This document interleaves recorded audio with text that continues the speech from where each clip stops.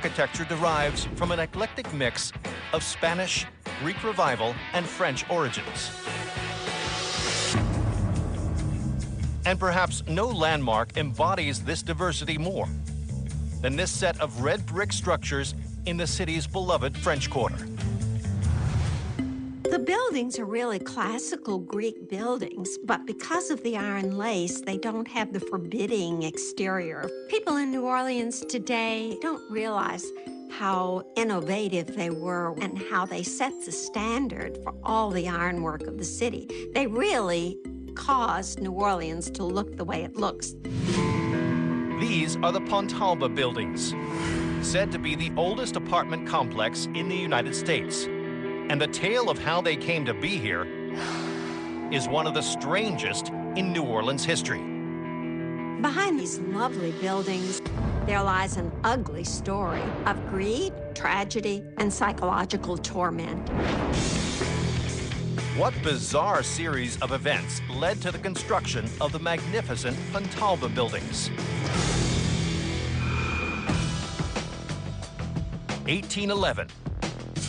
French nobleman Baron Pontalba is eagerly anticipating the wedding of his son Celestin to a wealthy young New Orleans heiress named Michaela Almonester.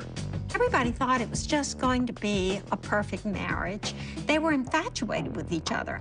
The groom was beautiful, and the bride was rich.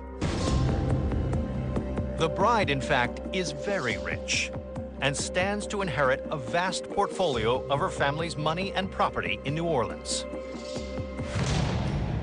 After the wedding, Baron Pontalba, whose wealth pales in comparison to that of the Almonesters, whisks Michaela and Celestin to France to live with him at the family's ancestral home in Saint-Lys, Chateau Mont-l'Evêque. But no sooner has the couple arrived than the Baron receives a nasty surprise.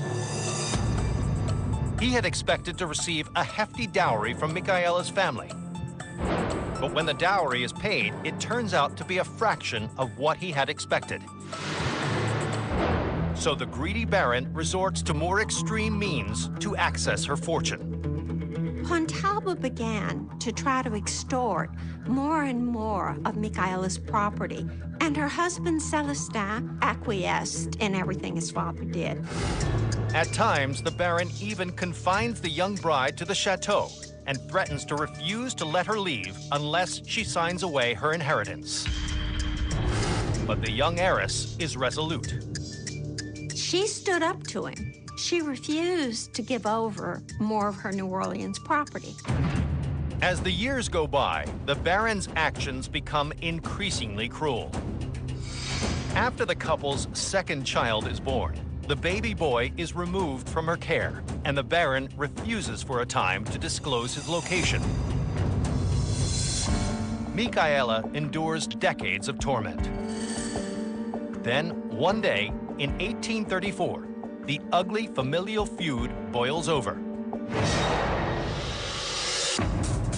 As the story goes, a maidservant working in the Pontalba household sees the enraged Baron enter Michaela's quarters.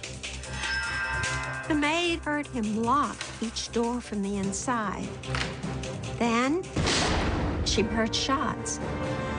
What terrible fate awaits the much maligned heiress and her greedy father-in-law?